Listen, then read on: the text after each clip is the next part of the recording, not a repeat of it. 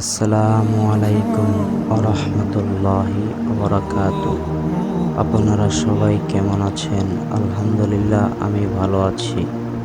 আমি আপনাদের মাঝে একটি দোয়া নিয়ে এসেছি।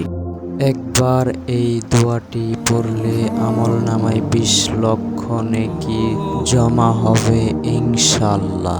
দোয়াটি হলো লা ইলাহা ইল্লাল্লাহু ওয়াহদাহু লা শারীকা লাহু আহাদান সমাদান লাম ইয়ালিদ ওয়ালাম ইউলাদ ওয়ালাম ইয়াকুল লাহু কুফুয়ান আহাদ।